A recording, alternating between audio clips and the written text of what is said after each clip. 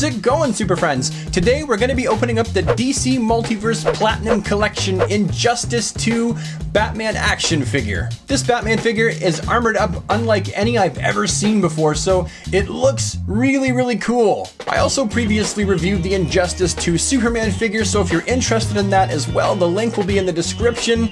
You should check it out. But today's video is all about the Batman figure, so I can't wait to get him out of the package and have a closer look. But first, let's take a look at said packaging.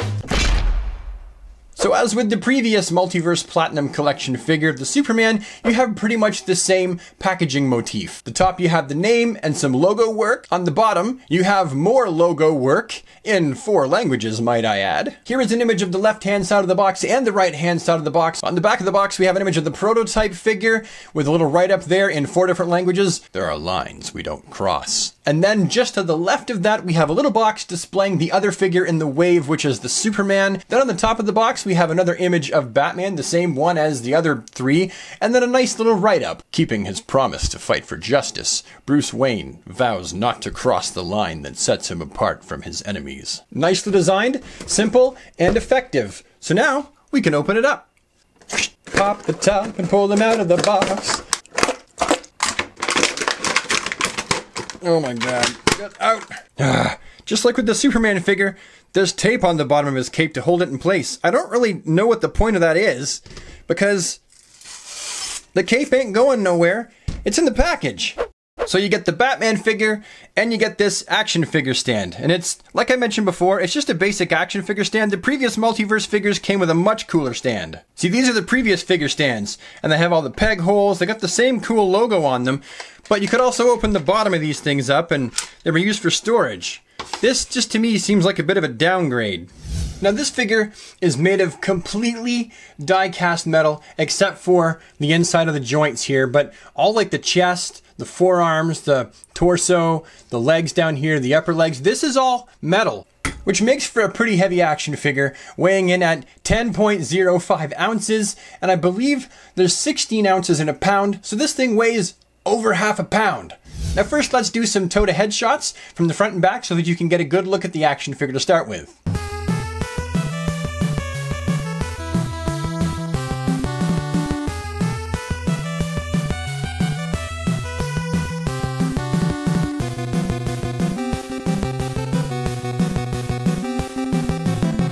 So yeah, this is definitely a very cool looking action figure of Batman. It's got that going for it. The way that they've painted this figure in different shades of silver and gray and black really makes the tonality of this action figure stand out. And I like the fact that where it's supposed to be shiny, it is. And where it's supposed to be matte, it is. There's very minimal paint slop on this figure, and all the different blue accents really make the figure pop as well. If nothing else, this figure is a very good display piece for starters. It's going to look cool on anyone's shelf. The shoulder pauldrons on this figure, like I said, are made out of plastic, but they fit in quite nicely, and they're movable too, so they don't get in the way of the articulation that much, which is a plus. My only real complaint about this Batman figure's overall look is that they didn't include an extra swappable head, and you're stuck with just this Batman mask. And for a lot of people, that's going to be a downer. I might actually do some sort of a head swap as well, and pop this head on there just to see how it looks later. But that's all you get in the package. No accessories, just the figure and just the stand.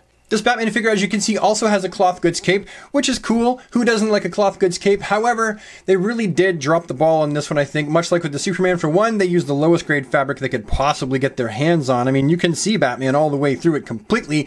And then also, they didn't give you that much of it.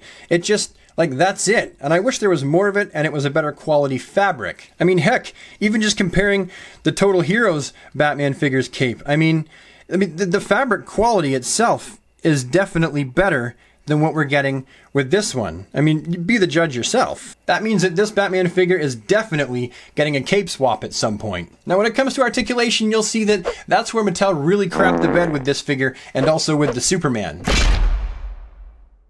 Batman's articulation includes the head, which is on a ball peg, and it's going to be able to look around and look up a little bit and down. That's about the range of motion that you're going to get from this figure. The shoulders are on a hinge swivel, and they can go in and out about that much, as well as rotate 360 degrees, and the shoulder pauldrons don't get in the way that much. This Batman also has bicep swivels that are nice and stiff, and they can go around 360 degrees. Both of Batman's elbows are on a single joint with about that much articulation, and both of his wrists are on the simple peg swivel with no hinge as well. Batman has waist articulation, so he can rotate 360 degrees, although he has absolutely no ab articulation whatsoever. Batman's groin is articulated in the newer Multiverse style of articulation, and not like the older DC Universe Classic style. They can go way out and do the splats, and they can also go forward quite a bit. So there's plenty of articulation in the groin. This Batman also has single jointed knees, and I know a lot of people, just like with the elbows, wanted double jointed knees, but alas, only single jointed. And finally, to the dismay of many people, this Batman figure has absolutely no ankle articulation whatsoever. Absolutely none. Fail. Fail. Now, it's probably the fact that this figure is made out of die-cast metal that it doesn't have any ankle articulation whatsoever, and that's also probably why they didn't include any ab articulation. Thing is, fans never asked for die-cast metal figures. Instead, what they asked for was better ankle articulation, knee articulation, and elbow articulation. So why they gave us a die-cast metal figure instead is beyond me. I don't know. Now for the size and scale portion of the video, I brought out the Mafex Justice League Batman figure because I love him and just wanted to put him in the video. And then on the right, I have the Mattel Batman figure from the first Injustice game. He's bigger than both and definitely heavier. When comparing him to the DC Icons and the DC Universe Classics scale figures, you can see that he's definitely a lot larger than a DC Icons figure and only a little bit bigger than a DC Universe Classics. And then finally, here he is compared to the little stubby Batman. I don't know why. He's cute. I wanted to put him in the video too. So now that we've gone through all this and you've seen the articulation and the size comparison and what this figure has to offer and also what its shortcomings are, well, could I recommend this figure to you as a Batman collector?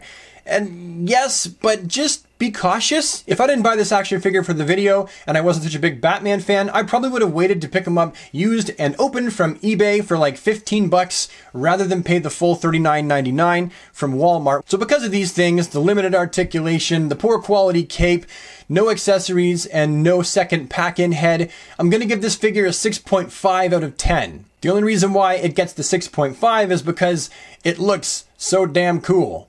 And with that, I think I've said all I can say about this figure, so thank you so much for taking the time to watch this video. If you liked it, found it amusing, a reasonable waste of time, or heck, even insightful and educational, leave a like on it so I know that I've done something right.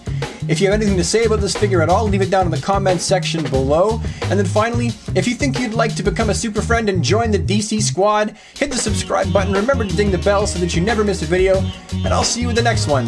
Thank you so much for watching, guys. Have an awesome day.